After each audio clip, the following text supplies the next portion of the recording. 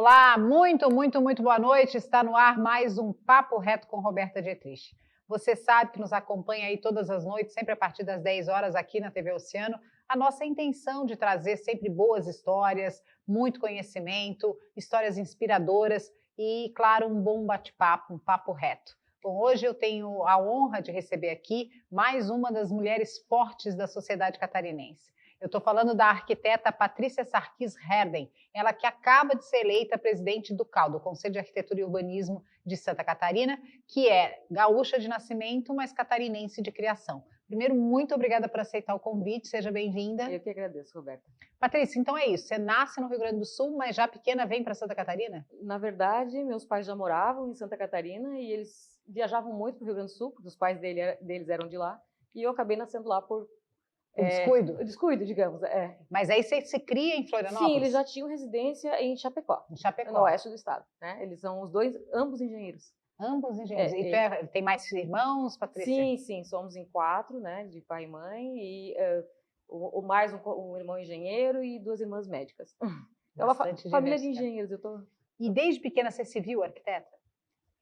Eu cresci dentro de obras. Né? Eu cresci aqueles montes de areias assim que as crianças brincam, os meus montes de areia era areia de obra, né? Então, realmente, eu acho que eu sempre tive curiosidade de entender como é que era por dentro aquilo tudo e essa foi a realidade, enxergar de dentro para fora, né? E como subia.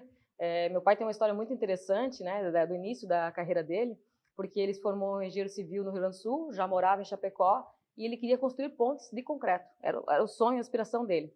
Mas o governo, ele licitava várias pontes, né? Ainda o Estado estava acontecendo, né? Ela estava crescendo lá por 1960, entre 65 e 70, e ele tinha essa aspiração de construir uma ponte de concreto. E ele, como não tinha experiência em pontes de concreto, ele só poderia construir pontes de madeira. E aí ele, muito empreendedor, sonhador, ele colocou dinheiro do bolso numa ponte que foi licitada pelo governo em madeira e realizou-a em concreto. E a partir dali ele passou a ter histórico, né, e acervo para passar a fazer outras pontes em concreto. Quer dizer, no fundo, esse empreendedorismo, essa coisa de ir em busca de um sonho, vem de família. Vem de família, né? Porque, assim, desde criança, eu nunca vi minha mãe dentro de casa. Ela ia para a obra, ela ajudava a acabar. Ela é engenheira eletricista e ele é engenheiro civil, né? Então, ela foi a primeira engenheira de Chapecó. A primeira engenheira que chegou em Chapecó. E logo em seguida, claro, vieram outras, né? Ela se formou em 64. Ambos faleceram em 2019. Até foi muito curioso, porque foi só um mês de diferença. Mas toda essa veia empreendedora de ver acontecer já veio de berço. Então você tem mulheres para te inspirar, para ser essa mulher forte também que vai atrás dos seus sonhos? O que eu vejo assim é que eu não tenho essa divisão. Pai e mãe, eles realizavam as mesmas funções, né? A função de trabalhar, a função de estar com a família, e eu não tinha essa divisão, porque é mulher, tem que estar em casa. Eu não convivi com isso, né? Então, realmente foi um ambiente familiar diferenciado, que eu acredito que eu tenho vivido, né? Em função todo esse trabalho que fazia a presença da casa da família. Bom, e aí essa menina do oeste catarinense resolve fazer arquitetura. Isso. E entra em qual universidade? Aí qual era o padrão lá em Chapecó, né?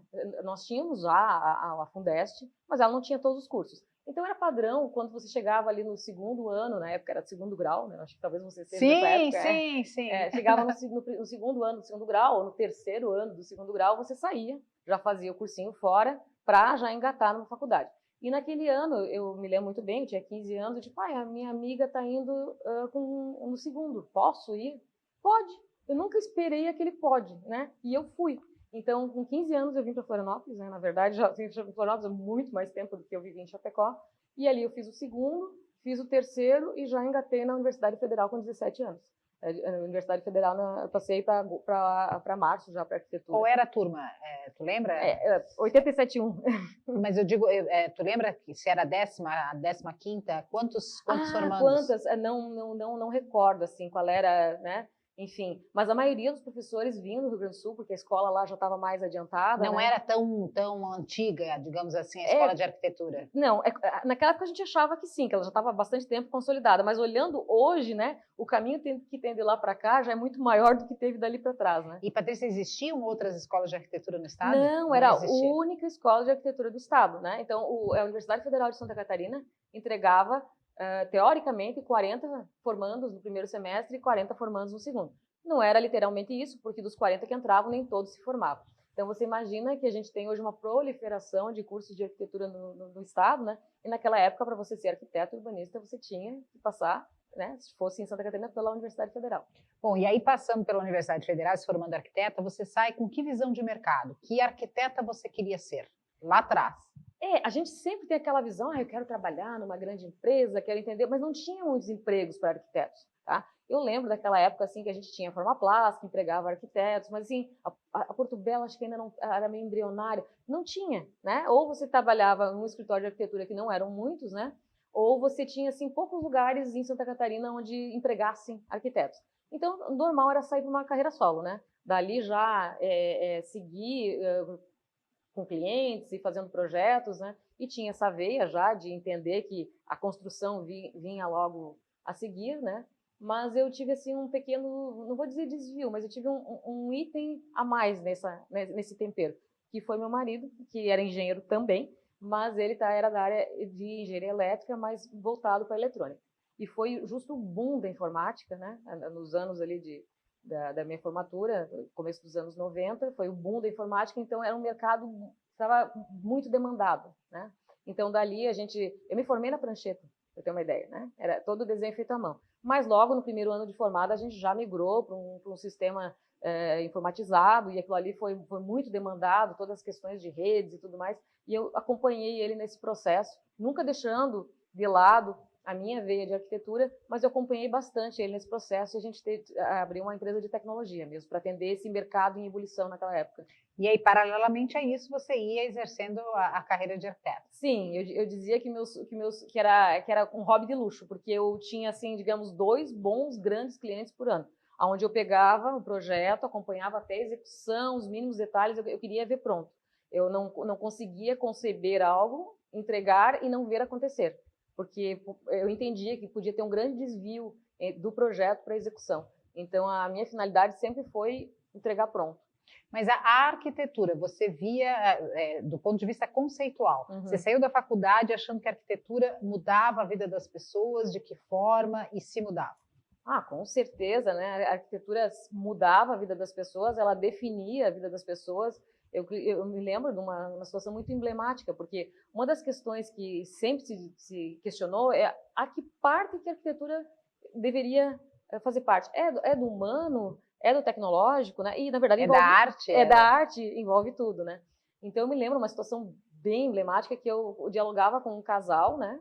E eles não conseguiam chegar na casa ideal, e eles ficavam em dúvidas, né? E aquela construção de projeto, estudo preliminar nunca acabava. E aí eu parei e pensei, não, mas tem uma coisa errada aí. Normalmente a gente faz o primeiro estudo, o segundo estudo, o terceiro estudo, e aí eles chegaram e disseram, olha, nós queremos dar um tempo no projeto, porque nós não estamos bem enquanto casal. Então, às vezes, né, a gente acompanha processos das famílias e das pessoas, e a própria arquitetura diz muito a respeito disso. Se você não consegue chegar num consenso, se eu quero quartos, 3 quartos ou 2 quartos, então é porque tem uma coisa por trás, né? Então, a veia humana da arquitetura, ela acaba trazendo e aflorando situações que são inusitadas até para o profissional, né? Bom, a gente está falando aqui hoje com Patrícia Sarkis Herden, ela que recentemente assumiu a presidência do Conselho de Arquitetura e Urbanismo de Santa Catarina, o CAU, mais uma mulher, a segunda gestão seguida, né, comandada a entidade por uma mulher, e com grandes desafios. Você teve essa formação de arquitetura na Universidade Federal de Santa Catarina, numa época em que só havia curso de arquitetura na capital catarinense, e vê a expansão da atividade. Eu te digo expansão da atividade, Patrícia, do ponto de vista de cultura popular, de cultura social. Vocês tiveram que cavar com as mãos um espaço no mercado de trabalho, porque quando você se formou, o arquiteto era um penduricalho, era um artigo de luxo, né? Tipo, tá, não faz o que o engenheiro faz o que mesmo? Ela decora, mas então a minha tia serve, porque ela também tem bom gosto. Vocês ficaram num limbo, a atividade ainda vem fincando bandeira no espaço do mercado de trabalho? Sim, eu diria que ele ampliou muito, né? E o arquiteto gestor, né? E eu costumava brincar que somos arquitetos de ideias, né? Porque o arquiteto gestor, ele se faz presente nas nossas cidades, né? Elas são essenciais, né? Todo plano diretor, todo município deveria ter um arquiteto. Então, também é uma luta do conselho de entender e de orientar esses municípios. Então, temos um grande exemplo, né? A Jane Lerner, né? Em Curitiba, que modificou toda aquela cidade, mas a veia da arquitetura ela vai abrindo e cada vez mais é compreendido que a função é muito mais do que o penduricalho que você fala, né? Que no primeiro momento pode parecer, poxa, mas é algo que talvez fosse dispensável, né? De forma alguma, né? O veio social, né? De que forma minimizar diferenças. Eu me lembro que quando eu era estudante de arquitetura, eu tive uma bolsa, fui bolsista numa disciplina que eu tinha que fazer o levantamento do maciço do Morro da Cruz, a pé. Né? Hoje, pensa, né? Uma menina estudante subindo as ruelas do morro, quase seria impossível, né? Mas sim, foi feito esse levantamento do maciço do Morro da Cruz, e aí, com ações como essa, a gente consegue entender que tem uma cidade dentro da outra. Né? Então, essas realidades chocantes, e de que forma que os arquitetos podem colaborar para melhorar essas funções, né? Habitar, né? Todas as funções, socializar, as funções são necessárias, as funções básicas do ser humano, elas passam de uma certa forma, pela cabeça de um arquiteto. Como organizar isso? De que forma se movimentar? Será que nós moramos de uma forma salutar? Né? Moramos longe, passamos quanto tempo no trânsito? Isso é salutar? Então, todas essas questões, né, elas devem ser, sim, questionadas, levantadas, debatidas por arquitetos, e inclusive em formato colegiado, com engenheiros e outros profissionais do setor, mas é muito rica a profissão, assim, o campo de atuação é vastíssimo. E é importante a gente falar isso porque, olhando a arquitetura e os papéis que ela desempenha, eu comparo a quase como quando você não tem acesso à tecnologia. Quando você não tem acesso, você não sente falta, você não sabe o que é. A partir do momento que você experimenta toda a possibilidade da tecnologia, você não vive mais sem. Eu comparo a arquitetura nesse mesmo nível, né? A humanidade pode até achar que pode viver sem arquitetura, e o que é uma bobagem, porque a arquitetura está na história do universo desde a época das cavernas, mas quando a gente vê a boa arquitetura aplicada, a gente vê o quão de qualidade de vida ela pode trazer. Você concorda com isso? Eu concordo, qualidade de vida, e se colocar na ponta da caneta, assim, os custos das soluções arquitetônicas. Às vezes você decidir fazer uma circulação 1 metro mais longa impacta num custo absurdo, ou se você vai fazer uma pele de vidro e não verificou que está com uma insolação inadequada, aquilo vai gerar um custo altíssimo, né? Então, temos que humanizar e temos que personalizar e humanizar a arquitetura, porque ela é feita para o ser humano, né? Ela não deve ser o bibelô, ela tem que ser um espaço para as pessoas se expressarem. E a pandemia nos mostrou, né, que, as pessoas voltaram a enxergar a casa de um modo diferente, né? Esse é um questionamento importante. O habitar, ele deixou de ser um espaço de dormitório, mas as pessoas precisam se expressar, né, se expressar naquele ambiente. Então, com certeza, a arquitetura define se uma pessoa vai ficar deprimida ou se vai ficar alegre. A falta do sol, a falta da luz, do ar natural, né? Quando se orienta que durante períodos de pandemia devemos ter janelas e portas abertas, né? Você verifica que tem cômodos que não é mais possível fazer isso, né? Espaços comerciais lacrados, né? Então, imagina o contrassenso, eu vou lacrar, eu vou ventilar de forma artificial, e aí se eu precisar ter acesso novamente a esse ar puro, eu já não tenho mais, porque ficou lacrado, né? Eu vinha chegando e lembrei daqueles espaços de torres verticais, onde de uma certa altura para cima nem é mais possível abrir a janela, né? Então, quando esse ambiente de arquitetura ele deixa de ser humano, de dialogar com o ser humano, naquelas funções mais básicas, aí começa a questionar se realmente nós estamos indo pelo caminho certo, ou se nós temos que rever alguns conceitos. Bom, gente, essa é Patrícia Sarkis Herden, e que fala hoje sobre a arquitetura e o trabalho dela à frente do CAU, Conselho de Arquitetura e de Urbanismo, que ela acaba de assumir. Eu vou para um rápido intervalo e eu volto daqui a pouquinho para a gente conversar um pouco mais, agora sim, sobre o que é o CAU e o desafio dela à frente da entidade.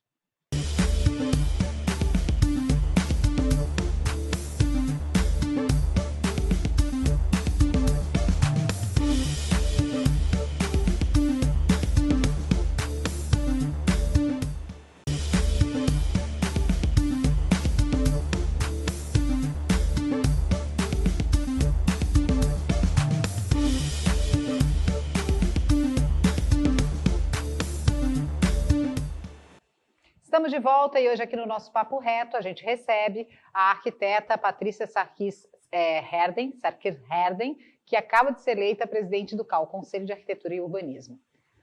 Bom, Patrícia, a gente conversava aqui sobre a tua trajetória e conceituando a importância da arquitetura para a sociedade, para a qualidade de vida das pessoas, e essa atividade tem um órgão fiscalizador, que é o CAU.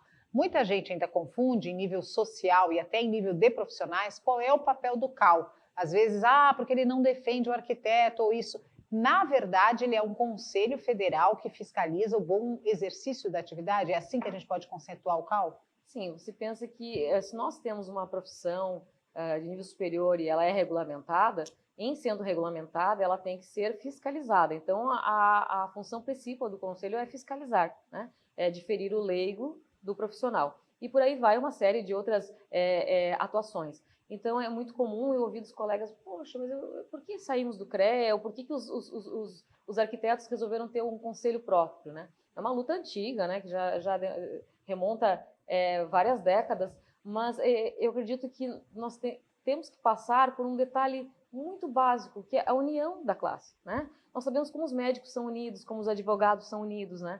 Então, os arquitetos eles têm que aumentar o seu grau de pertencimento ao seu conselho. O conselho está ali para auxiliá-los, né? Para orientá-los e para regulamentar de uma forma geral. Então, nós temos que trabalhar em consonância com o que tem de melhor no mercado e sempre fazendo jus ao que o Conselho preconiza, né, em termos de defesa, sim, dos profissionais, e eles também têm que se adequar nos padrões, entender que não são eles que estão sendo fiscalizados, e sim a atuação ilegal ou por parte de leigos, né? Isso que vai preservar. E se a gente parte do princípio que o CAU é um órgão de fiscalização federal que prima pelo bom exercício da profissão, é correto eu imaginar, ou eu pensar, ou eu afirmar de que o CAU pode conseguir isso não só de forma punitiva e fiscalizatória, mas de forma formativa? Sim, a nossa ideia sempre foi orientativa, é orientar. Orientar, às vezes tem detalhes simples, vou te dar um exemplo muito simples. O escritório que coloque o termo arquitetura no nome, ele tem que estar registrado no conselho. Mas são só engenheiros. Você tem que ter um responsável técnico arquiteto para se registrar no Conselho de Arquitetura. Porque a partir do momento que você utilizou a palavra arquitetura no seu nome, aí você passa a ter essa obrigação. Então, são detalhes pequenos, né? Então, um escritório de arquitetura, ele não precisa ter sócios arquitetos apenas, né? Ele pode ter um responsável técnico que responda para aquele CNPJ e aí passa a ter que ter registro no Conselho. Bom, outras regras, assim, em relação ao CAU. O CAU ele serve de um braço para o arquiteto sob o ponto de vista legal, né? Emissão de IRT, como é que funciona esse trâmite? O CAU oferece exatamente o quê? Então, vamos pegar o exemplo da arquitetura de interiores, né? Então, quando você faz uma obra dentro de um apartamento, dificilmente vai ser visto da rua. Eu não vou fazer um registro de responsabilidade técnica. É uma obra pequena, eu estou quebrando uma parede apenas. Precisa sim. Aquele documento ele vai te dar a segurança do que tu está fazendo, que tem um responsável por aquilo ali, está definindo qual é o teu nível de responsabilidade, né? Nós temos uma parte descritiva que pode ser bem descrita, né? Exatamente qual que está sendo a tua responsabilidade ali. Isso pode servir até, no caso de algum tipo de sinistro, de você provar, não, essa parte não era minha responsabilidade. Aí, de novo, é o que te difere do leigo, né? O fato de você ter esse documento que é o registro de responsabilidade técnica. Se o arquiteto de interiores trabalha só com a ambientação, ainda assim ele precisa de RRT? Olha, assim, tem linhas tênues, tá? Mas a grosso modo, quando eu mexi com elementos estruturantes, paredes, instalação elétrica, instalação hidráulica, eu tenho que ter um registro de responsabilidade técnica. Inclusive, o síndico, ele está orientado a solicitar que seja apresentado tanto o projeto quanto o RRT. Inclusive, Roberta, nós vamos ter agora, na primeira semana de março, a Semana do Exercício Profissional. Então, ela foi uma ação que ela nasceu já na gestão anterior e ela vai se concretizar, em função de alguns atrasos de pandemia, agora na primeira semana de março. E vai ser muito interessante, que nós vamos trazer vários cases de de como os escritórios se reinventaram durante a pandemia, de como ter superação na crise, porque é um momento diferente para todos nós, né? Todo mundo pensava, virou 21, estamos virando a página. A coisa não aconteceu exatamente assim. Sabemos que ainda vai se prolongar por mais um tempo essa situação meio incerta, né? Então, essa semana ela pretende, sim, apresentar várias iniciativas do Conselho nesse formato que eu te apresentei, de esclarecimentos, de falas. Então, vai ser bem interessante do público. E como é que as pessoas participam? Então, nós divulgamos nas nossas redes, né, datas e tudo mais, e é totalmente gratuito, né? Vai ser um evento online, como tem que ser. E ele é aberto só para arquitetos? Não, é aberto para a comunidade em geral. Nós costumamos fazer isso ao vivo, através do nosso canal do YouTube, que já está bastante assim, o canal do YouTube de Santa Catarina, do CAU Santa Catarina, ele é um dos mais assim acessados, né? Então fica lá, a vantagem de quem está participando ao vivo é que pode interagir. E a gente quer a interação. A gente não quer aquela coisa fria, né? Porque sabemos que a única forma que nós temos de nos aproximar hoje em dia é através de eventos online. Ainda não conseguimos reunir grandes públicos, né? Não é possível. Mas não queremos perder assim, a humanidade disso. Então é muito importante participar, conversar, colocar o nome ali, dialogar, aquilo, claro, depois vai continuar ali disponível, só que aí tu já não tem mais esse poder da interação. Estás convidada. Né? Com certeza, vamos lá. Patrícia, eu queria também trazer esse desafio à frente da entidade, né?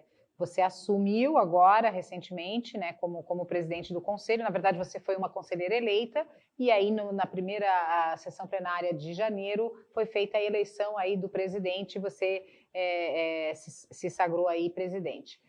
Primeiro lugar, por que você se coloca à disposição de ir para uma entidade de classe que a gente sabe que não é remunerada, que é complicada porque é um exercício federal, tem todos os trâmites de um governo federal, né, de leis e de restrições. O que leva, né, a sair do conforto, da sua zona de conforto de uma profissional estabelecida para se dedicar a uma entidade? Sabe aquele termo meio clichê que a gente quer deixar o mundo melhor do que era antes de eu passar por aqui? Realmente a vontade de contribuir, né? Eu tenho uma filha arquiteta também, se formou ano passado, em meio à pandemia, inclusive. Ela foi a primeira turma da UFSC que teve a formatura cancelada em função da pandemia. Então, eu venho de uma família de engenheiros, segue a minha linhagem aí como arquiteta, então a gente tem aquela visão assim, poxa, eu queria deixar um pouquinho melhor do que estava antes de eu chegar. Talvez seja um sonho utópico, né? Mas o que tiver ao alcance, né? Eu vou fazer, e eu sou muito apaixonada pelas coisas, né? Sou apaixonada, eu não consigo me envolver mais ou menos, eu tenho que me envolver muito, né? Então, numa primeira gestão, acompanho o CAU desde a primeira gestão, e de forma indireta, depois fui me aproximando, através do convite de alguns colegas, eu realmente participei do primeiro pleito, acabei não me elegendo, porque fiquei numa posição que acabei não me elegendo, na segunda me elegi, e dessa vez, então, os próprios colegas reconheceram em mim essa vontade de fazer diferente. A princípio nem havia uma construção em cima do meu nome, e ela acabou acontecendo durante todo esse período, que na verdade é um período que envolve mais ou menos meio ano, porque entre a gente começar a divulgar as chapas, acontecer a eleição, e aí depois tem toda aquela conversa depois da eleição, né? Porque é uma composição isso. É até curioso, até para quem está nos ouvindo entender, foram 3 chapas concorrentes. Sim. Cada chapa coloca lá os 17 candidatos, isso, né? suplentes. E suplentes e tal. E aí, né, se a chapa ganha um número X de votos, ela elege 3, 4, 5, 6, e aí por ordem daqueles que foram inscritos. E a chapa da qual você fazia parte não foi a mais votada, foi a segunda mais votada, né? Uma diferença pequeníssima, 75 votos, foi muito pequeno, mas aí a gente trabalhou numa composição, né? E aí, assim, aí eleitas, né? Então, por exemplo, a primeira chapa conseguiu, sei lá, 8 vagas, a outra 6, a outra 3, né? E aí, depois dessa eleição feita, eles, né, assumem em janeiro todos em nível de igualdade, e ali se define entre os eleitos quem vai para a comissão tal, quem vai para a presidência, quem vai para a vice-presidência, então entre os pares. E aí, nessa composição de conversa, não é nem a chapa vencedora que elege a presidente, é a segunda chapa, que é a tua, que elege até por uma questão de consciência e com um número expressivo de votos, Patrícia? Sim, foi. Você está bem informada de todo esse processo. Sim, foi uma composição, né? Mas o mais interessante é que quando a gente chega ali naquele momento da primeira plenária, a gente tem que tirar a roupagem de chapa. A gente passa a ser, sim, conselheiros, todos conselheiros querendo o melhor para o conselho, e eu acredito muito em momentos e competências. Tem que fazer uma leitura, porque tu presidir uma plenária não é uma coisa simples, é uma coisa complexa.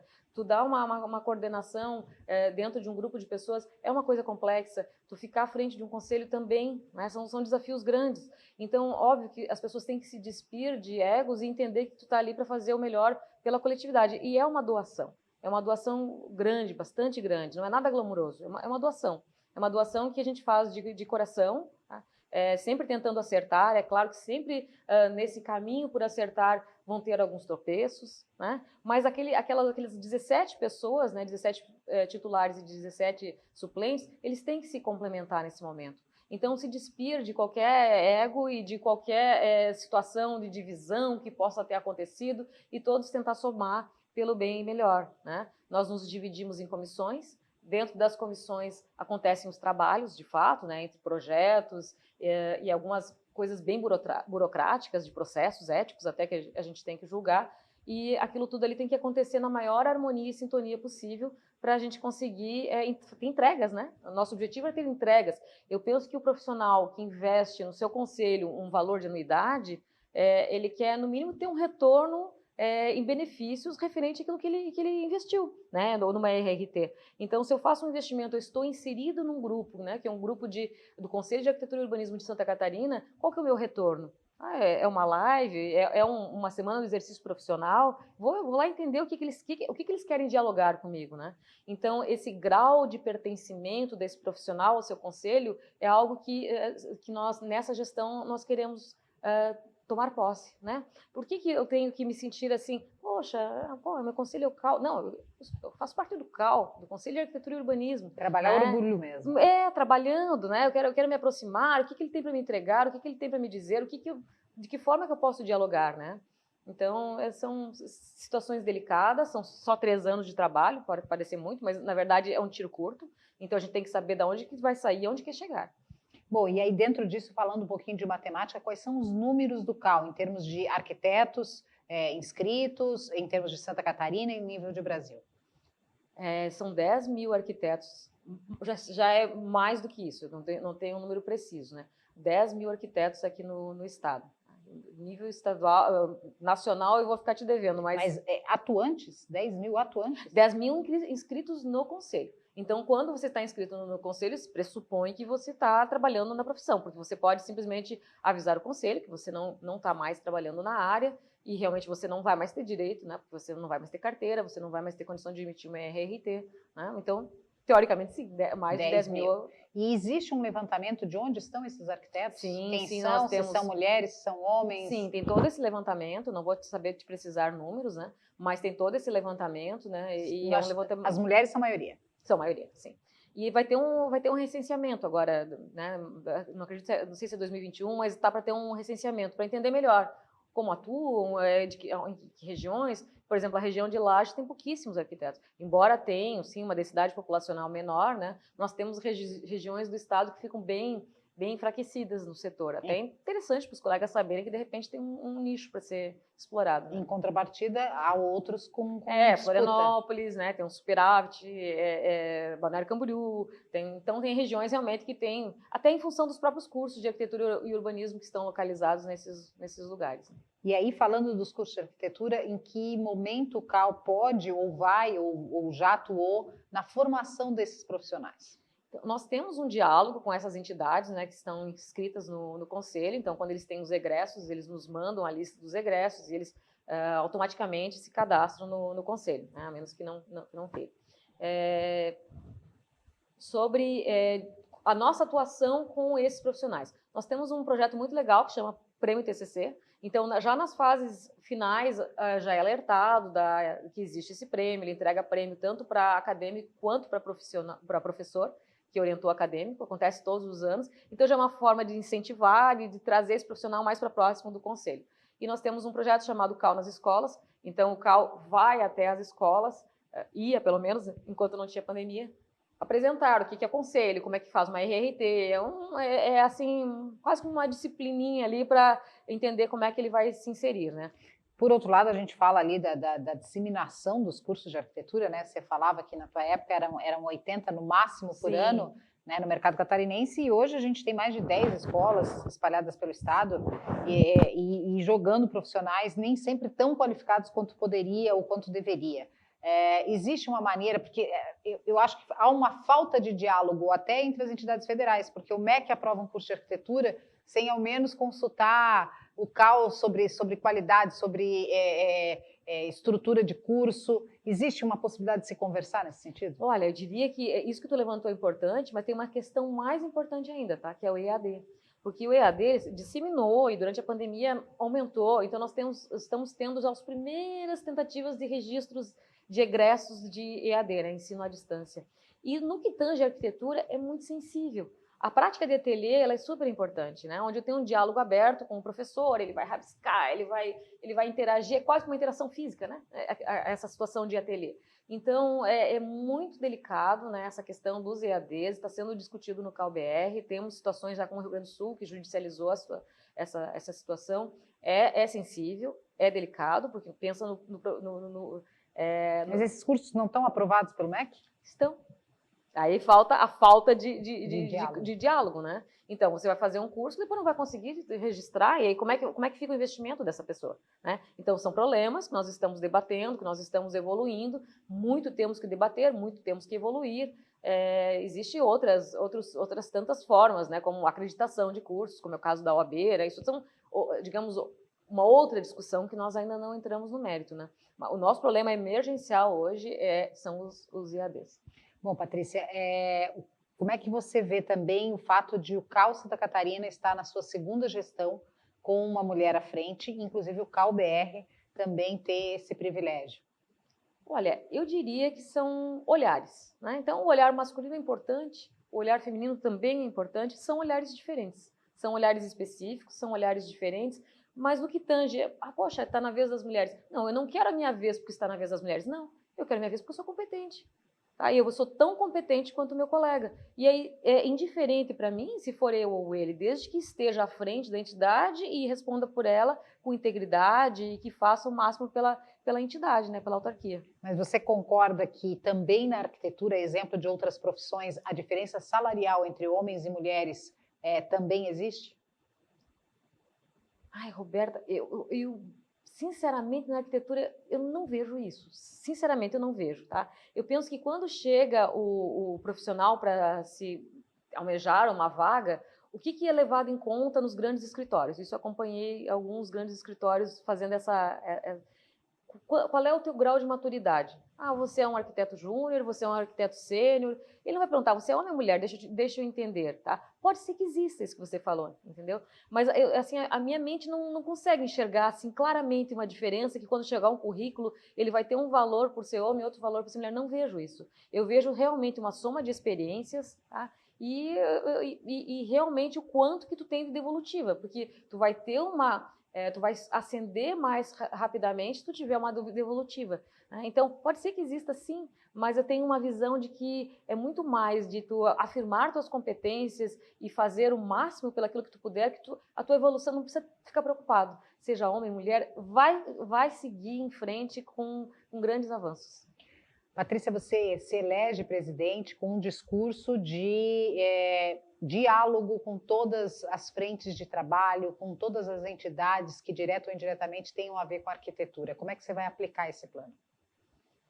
Nós buscamos uma aproximação nós temos as entidades do CEAL, né, que hoje são o SASC, que é o sindicato, o ASBEA e também o IAB. Então, nós já temos essa aproximação com essas entidades porque elas fazem do CEAL. Nós queremos muito dialogar com o núcleo, por exemplo, porque nós sentimos um pouco de distanciamento dos profissionais de arquitetura de interiores, né? Às vezes porque o profissional não entende que ele precise fazer uma RRT, mesmo que seja, só vou deslocar uma parede. É bom para ti. Tu ter um acervo técnico, que seja, eu fiz uma intervenção num apartamento, tá lá registrado, né? Então, daqui 10 anos, eu atuei como profissional autônomo. Qual que é o teu currículo? Tá aqui meu acervo técnico, tá todo registrado no CAL, eu tenho aqui todas as minhas RRTs registradas, né? Isso é bom para o profissional, é bom para o cliente. Então, essa aproximação com o mercado de interiores, com o núcleo, que ele é um expoente, né, nesse setor no Núcleo Catarinense de Decoração. No Núcleo Catarinense de Decoração. Ele é um expoente nesse setor aqui no nosso estado, né? Nós queremos sim ter uma aproximação, dialogar com esses profissionais, entender o que eles precisam, porque tu sabe que a maioria do aluno que sai o egresso, ele procura o mercado de interiores, porque é o primeiro contato, né? O primeiro contato com a arquitetura, depois ele passa a fazer obras maiores, eventualmente sim, eventualmente não, mas sabemos que uma grande parcela dos nossos profissionais atuam na área de interiores. E que, inclusive, tem demanda, tem boa remuneração, está tudo certo, tem esse mercado, Tem, né? esse mercado, é um mercado em expansão, até eu diria, vocês devem, né, ter números melhores, mas ele é um mercado em expansão, ele é um mercado necessário e agora eu diria que com essas questões sanitárias, mais necessário ainda, né? Porque o olhar técnico do arquiteto, ele não vai se restringir às combinações de cores, mas entender se a sala está com salubridade, o ambiente tem salubridade, às vezes não por ser um ambiente que tenha um grande investimento financeiro que ele vai estar salubre, às vezes não é essa a situação. E até a importância do CAU olhar para isso e realmente fazer essa aproximação com o arquiteto de interiores, porque quando não há ocupação dos espaços, alguém ocupa, né? Então, assim, enquanto o CAU não se apropriar disso, não trouxer os arquitetos de interiores, não valorizar essa área, outras pessoas, outros profissionais vão ocupar esse espaço, como os designers de interiores, que também têm formação, também está tudo certo, lutaram aí também para oficializar a sua profissão, mas tem os decoradores e tem tantas outras, né, as tias de bom gosto, sim, que eu chamo. Então, realmente é importante ocupar esse espaço, né, Patrícia? Sim, ter essa aproximação, entender quanto do nosso mercado realmente corresponde ao mercado de interiores, o que nós devemos fazer em termos de entrega, nós temos vários projetos, né, dentro do CAU. Então, como aproximar, né, esses profissionais, como eles fazerem parte até do conselho, né? E temos alguns conselheiros que são do mercado de interiores, né? E atuam fortemente nos seus mercados, então eles vêm para dentro, por exemplo, da comissão de exercício profissional, levantando as suas bandeiras e as suas necessidades. Eu acho que está expandindo o diálogo e a nossa intenção é que nesses 3 anos nós aproximemos muito mais. Bom, gente, eu estou conversando aqui com a Patrícia, o papo está ótimo, eu vou dar uma parada rápida e eu volto para o nosso último bloco para a gente falar quais são os planos, afinal, como é que começa 2021, como é que está acontecendo a transição e o que esperar dessa entidade federal que defende a boa arquitetura. Volto já.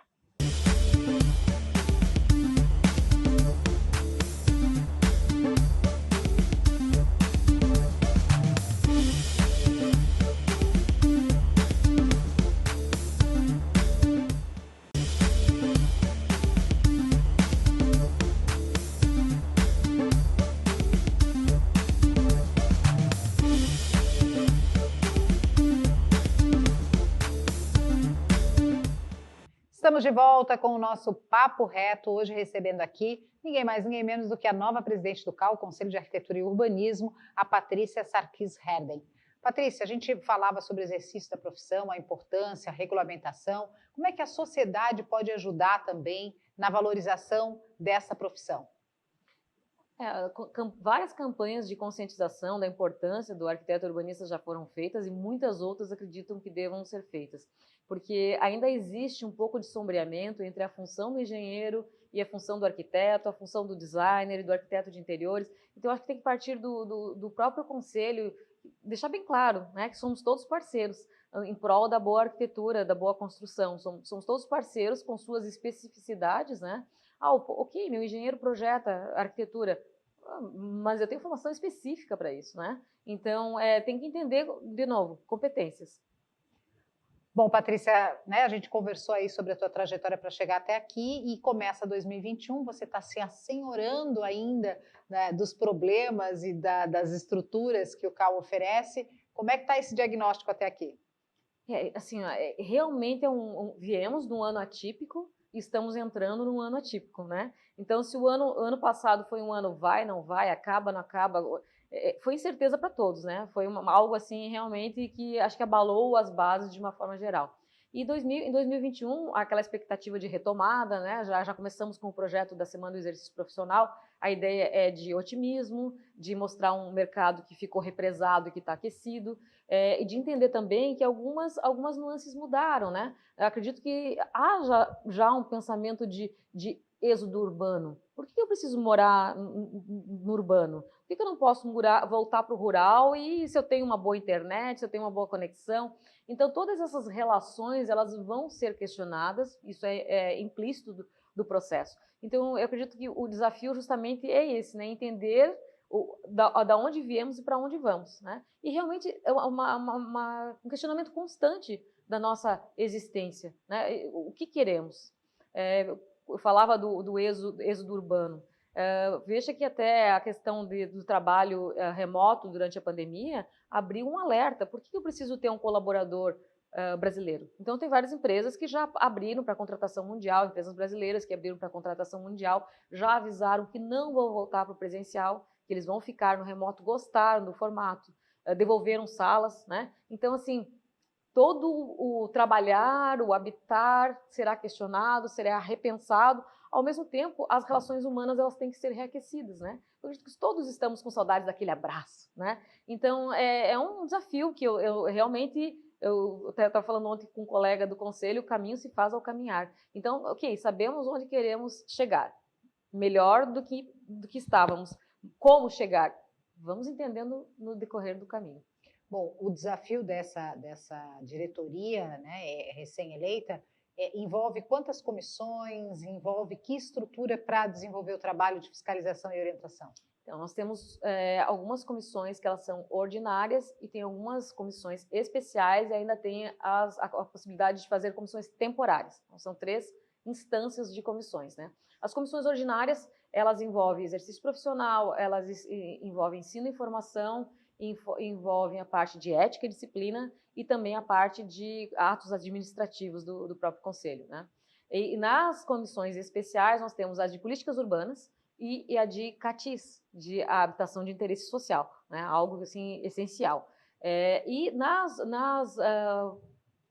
temporárias, aí elas têm um prazo de existência. Então, por exemplo, elas acontecem com um objetivo específico. Por exemplo, vamos sondar possibilidade de sede própria. Isso aí já aconteceu durante 2 gestões, essa discussão. A gente está com algumas coisas formatadas. Isso também tem que ser encaminhado e eu acredito que não deva passar por uma 3ª gestão, uma vez que a gente já tem uma consulta pública. Qual né? é a sua opinião a respeito disso? Olha, eu acredito que quando nós deixamos o CREA, nós tínhamos casa própria, né? Então, é quase que emblemático para os arquitetos terem uma casa própria e acolhermos as diversas entidades, seja ela ASBEA, IAB, SASC, né? E já tem uma consulta pública com relação a isso, né? Então, a gente não pode ficar patinando. Então, nós temos que andar para frente. 2 gestões atrás já foi feita a consulta pública, já foi feito todo um trabalho de uma comissão temporária de patrimônio para entender o que queremos. A gestão passada avançou um pouco mais nessas questões e eu gostaria, sim, Roberta, realmente de concretizar, né? Porque, penso, 3, 6, o Conselho tem 10 anos, nós já estamos discutindo há 6 anos a sede. Então, realmente acredito que agora seja homologar, acontecer, né? Essa é a minha opinião. Bom, e em relação a esses desafios postos aí na tua nova gestão, o que tu acha que vai ser, talvez, o teu maior desafio? Eu acredito que o maior desafio realmente seja a questão da retomada, né? Porque a gente está ainda com questões muito sensíveis, né? Ok, estivemos 1 ano afastados, como vamos voltar? Nós ainda temos protocolos de retomada bem rigorosos. Então, eu acredito que se nós ficarmos no ano 2021 ainda nessa, digamos, híbrido, vamos chamar de híbrido, já é 1/3 da gestão, né? Podemos fazer de casa tudo que fazíamos ao vivo? Sim, podemos. Todas as comissões elas estão se reunindo via reunião virtual, né? Mas não deixa de ser um desafio, né? Porque é um novo momento, é um novo olhar, uma nova compreensão. Então, eu diria que passado esse primeiro desafio, temos outro, né? Que é o desafio da retomada, porque muitos arquitetos realmente diminuíram bastante as suas entregas. O mercado, eu acredito que ele está represado, então ele vai responder e vai ser muito solicitado, então talvez até saia um pouquinho do compasso, né?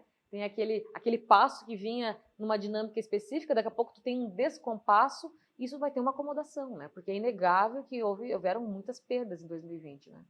Bom, sem dúvida nenhuma.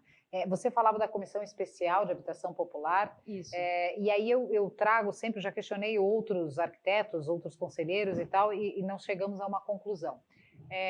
Hoje, por exemplo, se você chega na justiça pleiteando, né, um processo e você não tem condições financeiras, o Estado, né, leia-se Estado de Santa Catarina ou Estado Federal, o Estado te dá a justiça gratuita. Né?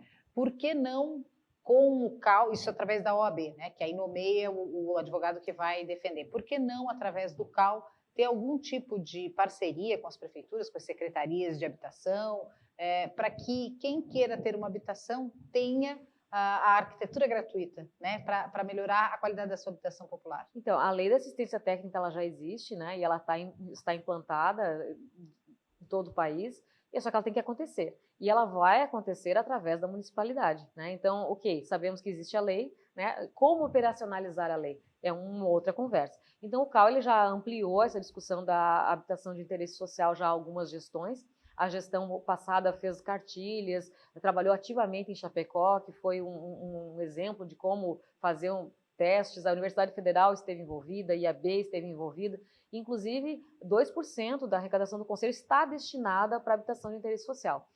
Mas o egresso, ele quer saber, ok, eu gostaria de entrar nessa área, como que eu faço para realmente colocar pão, leite na minha casa, trabalhando com habitação de interesse social? Então, nós temos agora, por exemplo, vou falar novamente da Semana do Exercício Profissional, empreendedorismo em Atis, porque existem já exemplos a nível nacional de como você viabilizar fazer o bem, fazer uma entrega, trazer qualidade, salubridade para as famílias, né? E também o profissional, ele ver naquilo uma forma de empreender, tá? Então, você já mata dois coelhos ali. O profissional está empreendendo em algo que vai lhe dar retorno e, ao mesmo tempo, a sociedade está ganhando, o município está ganhando, a sociedade está ganhando com uma melhor qualidade, né?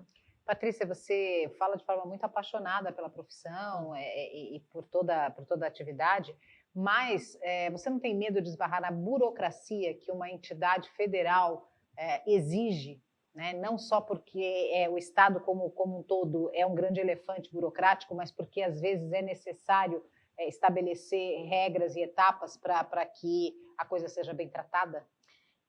Sim, com certeza. A autarquia federal ela vai seguir sempre um regramento bem específico, que até às vezes é engessado, né? É bastante engessado, a gente tem que entender isso, mas também temos, assim, o fato de termos o nosso próprio conselho nos dá uma liberdade também de criarmos projetos. Imagina que cada uma dessas comissões, elas têm liberdade de criar projetos, como foi o caso da Semana do Exercício Profissional, todas as outras comissões têm essa liberdade de criar projetos para fazer devolutivas para a sociedade, para os profissionais. Todas as comissões têm verba específica? Sim, é feito sempre uma programação orçamentária no ano anterior, já com vistas a projetos, né? Eles podem ter certos ajustes ao decorrer do ano, mas já está com verbas destinadas. Inclusive, nós temos editais de patrocínios, então tem vários editais de patrocínio. O próprio Prêmio TCC, ele acontece através de um edital de patrocínio. E como é que vocês, por exemplo, aplicam esses editais, esses concursos, essas ações, esses treinamentos no formato de parcerias, né? Você citou a IAB, você citou a ASBEA, como é que essas entidades podem, de mãos dadas com o CAL, realizar transformações? Então, todas as nossas ações, elas são publicadas no portal da transparência, então a verdade é que está tudo ali, todos os chamamentos são públicos, e inclusive no ano passado eu recordo muito bem que houve até uma live de esclarecimentos, como é que faziam para... se formos ver, são poucas entidades, são sempre as mesmas que se cadastram, né? Então, na verdade, acho que as entidades têm que entender também que o CAL está ali para acolher, né? E se envolver, entender quais são os projetos, quais são os editais, quais são as parcerias, e sempre nós estamos sempre abertos para esclarecimentos e para melhorar nesse setor. Bom, eu conversei aqui com a Patrícia Sarkis Herden, ela que é a nova presidente do CAL, Conselho de Arquitetura e Urbanismo. Quero te agradecer muito por esse tempo dedicado, por todos os esclarecimentos e dizer que as portas estão abertas também para qualquer outra necessidade de comunicação aqui com a gente. Obrigada, Roberta, foi ótimo aqui, você elucidou, né, com muita propriedade, realmente está há muito tempo envolvida com, né, acho que você já é arquiteta de coração, né, então você já entende realmente quais são as situações que envolvem conselho, que envolvem profissionais, essa situação delicada de a gente precisar se aproximar de interiores, né, que não são profissões separadas, são a mesma profissão e tem que andar junto. Então, te agradeço muitíssimo pelo espaço. Eu que agradeço, obrigada. Bom, gente, eu conversei hoje aqui com Patrícia Sarkis Herden, ela que é a nova presidente do CAL, Conselho de Arquitetura e Urbanismo, alertando você para que a arquitetura faça parte da sua vida. Você, como consumidor, você vai ver que é qualidade de vida, é economia, é tranquilidade para sua casa, para sua empresa, para qualquer espaço que você ocupar, inclusive a sua cidade. Beijo no coração, espero que você tenha gostado. Até a próxima.